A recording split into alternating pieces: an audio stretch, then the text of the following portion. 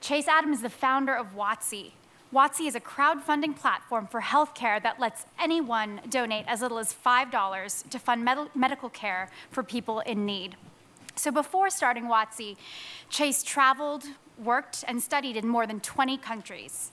He spent time in private sector intelligence in Washington, launched a national health program in Haiti, and served in the Peace Corps in Costa Rica. Watsi was the first nonprofit that was funded by Y Combinator, and we're very happy to have him here today. Welcome, Chase.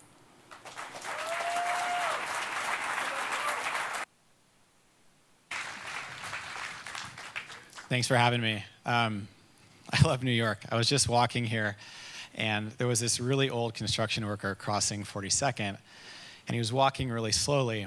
And there was this young delivery guy in a van. He was obviously in a huge hurry, and he just lays on the horn. And the old construction worker just stops in the middle of the street, and he looks up, and he just gives the guy the finger. And then a second or two later, they just both break down laughing. It was beautiful. But that would never happen in San Francisco. So about 3.5 years ago, I was serving in the Peace Corps in Central America, and I was sitting in the back of a bus. And I remember that at that point in my life, that bus was the last place in the world I wanted to be. It's really hot. It's muggy. I remember the smell of dried sweat kind of coming off the top of my shirt. There's a black North Face duffel bag at my feet, and in that black North Face duffel is just about everything in the world I own. I'm in credit card debt. I'm in student loan debt. And I remember the worst part is that the day before, I'd just gotten off a plane from San Francisco. And I'd been home in San Francisco visiting friends and family for the first time in 1.5 years. And I don't know why I thought this, but I kind of expected that everyone back home would be kind of miserable. I had spent the last 6 years of my life traveling the world, working with nonprofits, trying to do good. I figured that everyone back home was, living the office space life, working 9 to 5s for big corporations. But that wasn't the case. I remember being really surprised when I got back to San Francisco and realized that most people were working for companies or starting companies or building products that they really believed in. It seemed like a lot of people had found a way to do good and do well. And in contrast, a lot of the work I had done abroad with nonprofits, it felt really small. It felt really slow, and it felt really bureaucratic when compared with the scale and speed with which things were happening in San Francisco. And so I remember saying to everyone I saw, and this is a direct quote, I said, "Fuck nonprofits." I said, "I'm done with this." And I want to make it clear that I believed then and still do that nonprofits are incredibly important. There are certain problems that markets and government just do not solve. Imagine a 10-year-old girl in Somalia needs $1,000 for a life-saving surgery, and her family earns less than $1 a day. The local government doesn't have the resources to provide an adequate social safety net, and the market just hasn't found a way to create profitable businesses that provide surgeries to people that can't afford to pay for it. That's where nonprofits come in. Nonprofit will come in, they'll fund her health care, she'll live to see her 11th birthday, she'll go to school, get a quality education, get a job, contribute to her local economy, pay taxes, and hopefully in the future, if she has children and they get sick, hopefully either she or her family or the government will be able to cover the cost of her medical care. So when I said that I was done with this, it wasn't because I thought nonprofits were important. It was because, from my perspective, the most important problems in the world were being solved so slowly. So there I am, sitting in the back of this bus, in the most beautiful place on earth, during the most exciting time of my life, and I'm somehow jaded beyond belief, and a woman gets on the bus, and she starts asking all of the local passengers for donations to pay for her son's medical treatment. And I'm embarrassed in retrospect, but I just reflexively tuned her out. People would get on the bus every day and ask for money, and almost no one would ever give. So I look back up a few minutes later, and I see that almost all of the local passengers are giving her donations. She's holding this plastic bag. It's almost bursting with money. And I cannot for the life of me figure out why all of these local people trust this woman when they had never trusted all the women that got on the bus before her. And it turns out they trusted this woman because she had her son's medical record with her. It was in a red folder. She was passing it around the bus. People were looking through it, asking her questions. And through that process, she seemed to earn their trust. So she gets to the back of the bus. I make a donation. Almost everyone around me makes a donation. She gets off, and I get goosebumps. And I think, why on earth is there not a website where you can fund medical care for individual people that need it. Why is there not a global crowdfunding platform for healthcare? So I decided to start Watsi and decided to name it after the town I was traveling through at the time. To go back to my house, this is where I lived in the Peace Corps. Recruited my two best friends, Mark and Howard, to join the organization. We spent our last 6 months working on the business plan for Watsi. And I'll never forget that a few weeks before the Peace Corps ended, all the volunteers decided to rent a house on the beach and celebrate by having a party. And at this point in Watsi's history, my primary objective was to find a developer who could build the website, because none of us knew how to code. So we're at the party. It's last night. Everyone's on the beach, drinking, having a good time. And I decided to start showing people mock-ups I had done of the Watsi website.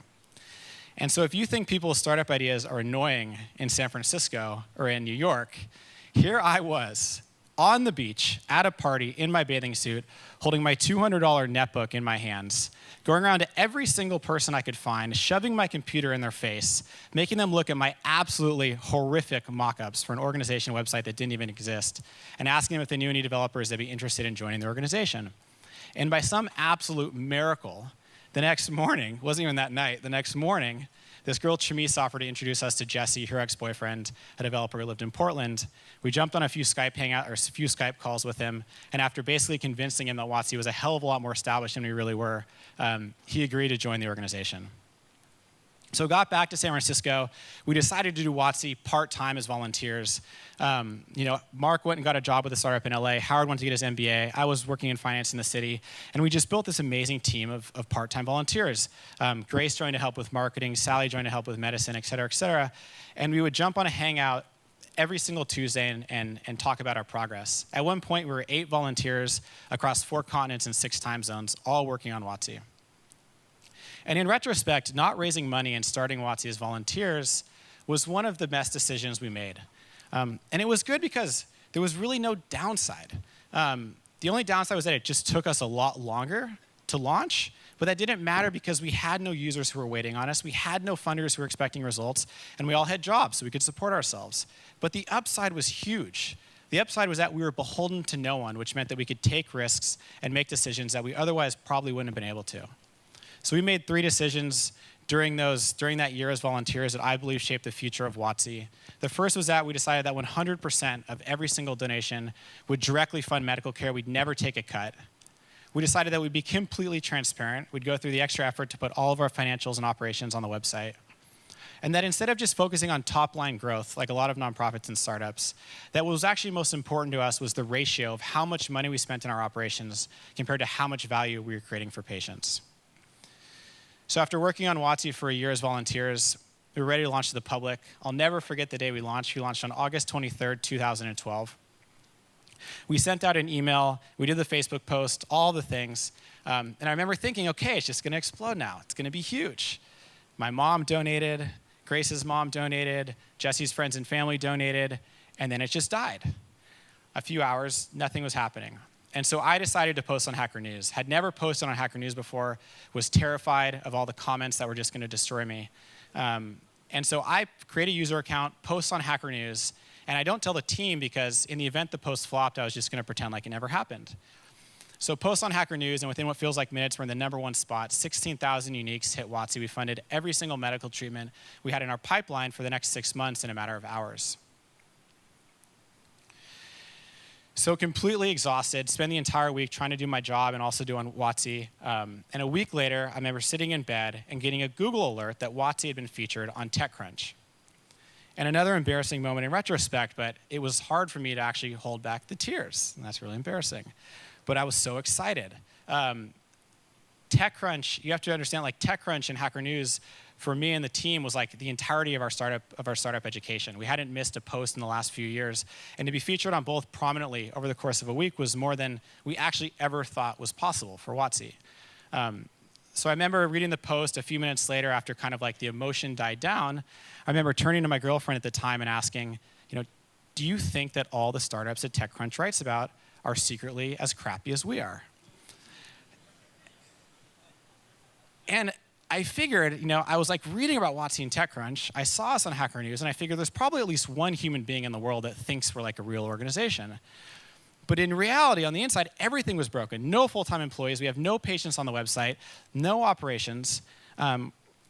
And at this point in my life, I was still naive enough to think that all other companies were perfect.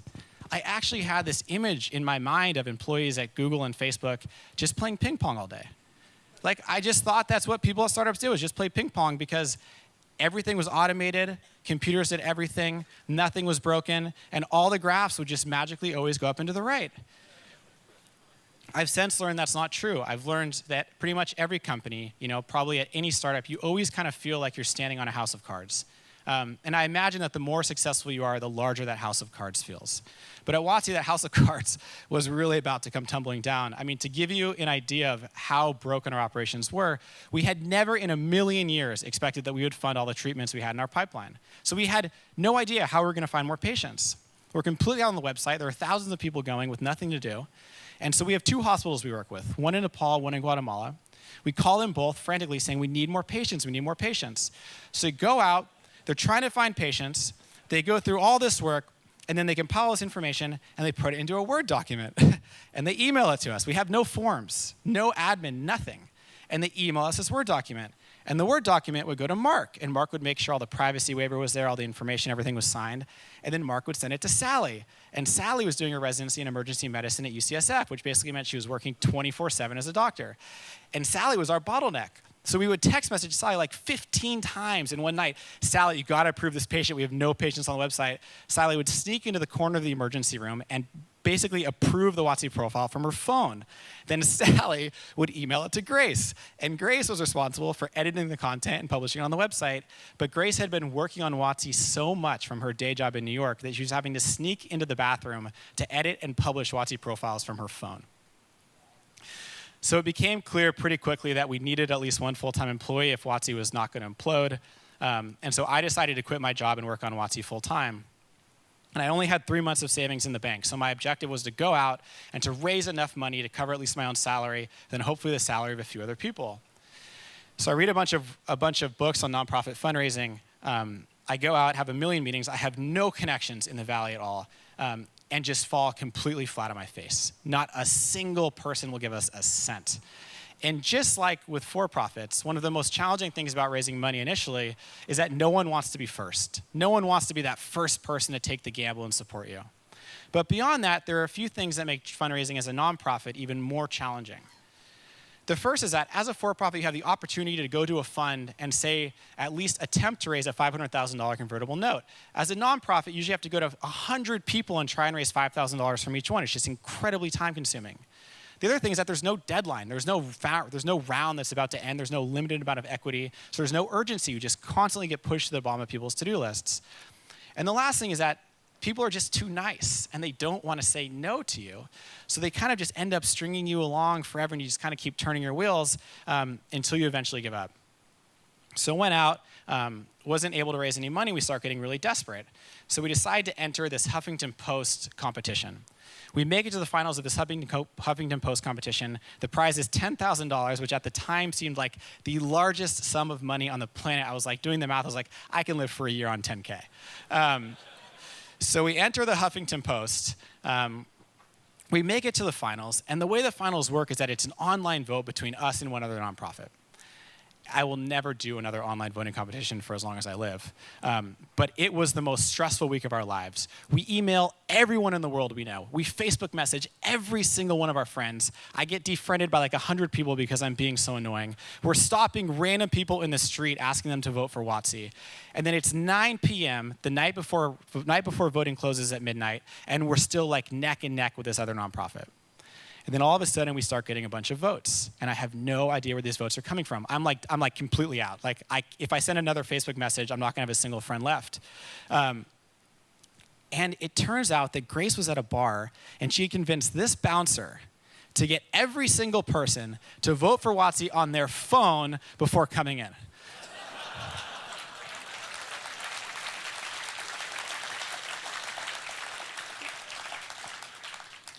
So we end up taking the lead, we win the competition, and at midnight, the bartender apparently rings a bell and buys shots for everyone in the bar to celebrate. So we won the HuffPo competition. Immediately after, I'm flying down to Palm Springs to spend Thanksgiving with my dad. I'm in the plane lands, and I start getting all these messages in my phone, and I see that I have an email from Paul Graham. He had seen a recent post we'd put on Hacker News. The secret reason we had posted this post on Hacker News was to get votes for the Huffington Post competition. He had seen a post we'd done on Hacker News, and he wrote an email with just 2 sentences. And it said, "Are you in the Bay Area? If so, I'd like to meet." And I remember being so excited. I just could not believe this was happening. It was like an out-of-body experience. I was so excited that I got off the airplane and left all of my luggage for Thanksgiving on the airplane. Just completely left it behind. But it didn't matter. I had my phone. I remember I got to my dad's place and I had 15 people read my 1-sentence reply to make sure there were no spelling errors or grammatical errors. Took me 10 minutes to send it. But get back, the next week, Jesse flies down from Portland. I don't think anyone at YC knows this, but that was only the second time Jesse and I had ever met in person, despite working together remotely for over a year and a half. We meet at a coffee shop where plan out what we're going to say. We meet with PG, have an amazing meeting. He writes us our first check and invites us to join YC. So that's enough to convince Grace to move from New York, Jesse to move from Portland. We rent a little apartment in Mountain View. We have 3 bedrooms upstairs. We convert the living room into a full-time office, and we just work on Watsi, 24/7. Learned a ton during YC. I think the biggest things for us, the first one was just to focus on one metric.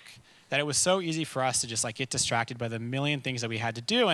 But we realized that there's always a single thing that's most important. There's always one thing at any point in time that's most important. And that for us, it was just so valuable to focus on that one thing. And for a lot of YC, it was really just donations, average weekly donations. I was all we focused on. The second thing that we realized during YC that we learned was that we're not in this alone. I think it's so easy to think that all other startups are perfect. And this was a time in my life where I realized that really all the other companies were facing the exact same challenges we were. They were facing the same problems, same opportunities. And what we learned in YC was that really the only thing separating us from success was just hard work and not giving up. We realized that if we never quit, it's impossible for us to fail. And the last thing we learned was that it's okay to hand crank things. It's okay to do things manually in the beginning when you're still trying to figure out what's going to work and what's not. So we did YC. Obviously, the way YC works, at the end, you have demo day where you pitch to a bunch of investors. And I started having these recurring nightmares. We're the only nonprofit that's ever been accepted to YC. And I'm having these recurring nightmares that I'm going to get on stage, and I'm going to do so terribly that YC is never going to invite another nonprofit to join. I'm going to be that guy that ruins it for everyone. So I practiced the pitch so much that I ended up losing my voice the day before demo day. Voice fortunately comes back. We do fine on the pitch, and it kind of kicks off our next round of fundraising. So this time we learned a lesson, and we decided to try and do something crazy. We decided to raise a round of donations. And really all that meant was that we picked an arbitrary date, 3 months in the future, and we said the round's closing on this date, and everyone said we're stupid. Why would you stop raising donations? But it worked. And for whatever reason, just having that date, despite it being arbitrary, was enough to convince people to at least make a decision within those 3 months. So it wasn't easy. We went out. We had 138 meetings in 5 states over 3 months. We ended up convincing 14 people to support our operations, and we got really lucky. Some of the best investors and technologists and entrepreneurs in the world decided to back Watsi. PG donated, Ron Conway donated, Vinod Khosla donated, Paul Buchheit, Jeff Ralston, Tencent, just the most amazing group of people on the planet. And that's not a responsibility that we take lightly. So since raising that round a little less than a year ago, we've been lucky enough to grow the team, and we've definitely grown the team pretty slow compared to other startups at our stage. And I think that was the right decision. And I think it's the right decision because, to be honest, we're not trying to build an organization or a startup where worst case scenario, we get acqui-hired in a year and a half. That's not possible because we're a nonprofit, but even if it was possible, we're not interested in that. We're really trying to build an organization that if we do well and if we get really lucky, that we hope will be around for 100 years. And what that means is that founding, that initial team is just so important, not just from a technical perspective, but from a culture and from a mission perspective, because if we do get lucky, and Watsi does exist for a long time, hopefully the characteristics of that founding team will be compounded exponentially time and time again. And the last thing is just efficiency, that it's so tempting to just look at those top line revenue numbers and just hire more people. But efficiency being our core value, we found that it's actually kind of nice sometimes to just embrace the challenge and the awkwardness of not hiring, of not having enough people to do everything you need to do, because it forces you to be more creative. It forces you to be more efficient, and it forces you to focus on what's ultimately most important. I've made a ridiculous number of mistakes at Watsi, as the team will attest to. I tend to learn just about everything the hard way. But I think one thing that I fortunately did right was from the beginning only agreeing to hire people that were a hell of a lot smarter and a hell of a lot better than I was. And as a result, I think we've built one of the most amazing teams in the world. We have Grace, who is, without a doubt, the hardest working, most passionate person I've ever met. Dan built the medical philanthropy team at Palantir. Thomas, just an amazing engineer. Netta, most talented designer I've ever known. And as a result, actually, every day I come into the office, I think to myself, I hope it's true. I hope it's true that you end up becoming the average of the 5 people you spend the most time with. Because if that's the case, I think I'm honestly one of the luckiest people out there. So as a result of the work the team did, we grew 1,007% in our first calendar year. But the stat that I'm actually most proud of is the fact that every single team member at Watsi raised more than 10 times the amount of money for patients that they took in their own salary. So with growth comes challenges. We have no shortage of them. A few that we're facing right now, which are maybe of slight interest to you guys, is just the first is unsustainable growth. That this definitely falls into the good to have problem camp. But one of there's like press and hype is kind of this double-edged sword, because for our first year, it was really hard for us to balance resources between kind of like managing these short-term spikes in growth that you'll get from an article or press release, and actually building features that are going to help you succeed in the long run. You obviously have to do both. You have to have patients next week whenever article comes out, but you also have to invest in the future, and balancing those two is always challenging. The second is the internet. When we started YC, we were working with hospitals in 2 countries. We're now working with hospitals in 19 countries. Most of those hospitals just got access to the internet very recently, and for most of them, internet access is spotty at best.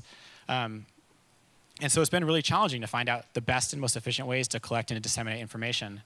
And the last is marketplaces are just really challenging. I mean, you obviously have to manage both sides. We have donors on one side, patients on the other, but what makes Watsi even more challenging is that it's not like really a free market, because we leave patients posted until they're fully funded. We never want to promise someone healthcare we can't deliver, but at the same time, the cost of healthcare doesn't fluctuate based on donor demand, which means if a surgery is $500, it's just $500, regardless of whether or not there's one donor interested in funding it or 100 donors. So behind the scenes, we have to do some really interesting stuff to try and replicate natural market dynamics. So in closing, one question people always ask us, they think we're crazy, they ask us why. Why are you doing this? It's obviously not for the money. If money was the single most important thing, there are a bunch of other places we'd be working. It's not for the fame. Honestly, the anxiety of preparing for a talk like this probably takes a year off of my life. And it's not because it's easy. Building a nonprofit startup, especially Watsi, is probably one of the hardest things anyone on our team will ever do. So why do it? And I think the answer for us is that the idea that everyone matters to us. Think back on human history, and ask yourself, is there a difference? Is there a difference between denying someone their rights because of their race and denying Priyanka the right to use her hand because she was born on the wrong side of an imaginary line? Ask yourself, is there a difference? Is there a difference between denying someone the right to vote because of their sex and denying Wai Lin the right to see because he was born into a poor family? And ask yourself, is there a difference between denying someone the right to speak their mind and denying Titus the right to live long enough to ever learn how to speak in the first place? In the next 10 years, just about every single person on the planet is going to be connected for the first time in human history. And I believe that that's going to be the beginning of a transition. Just like we transition from families to villages, from villages to towns, from towns to cities, cities to states, and states to countries, I believe we're in the process of transitioning from countries to a world. And when that happens, it's going to be impossible to deny the fact that every single person in the world matters. And we don't know. We don't know what role Watsi is going to play in that process. But what we do know is that when we look back on our lives and history in 50 years, that whatever we accomplish will have been worth the effort. Thanks.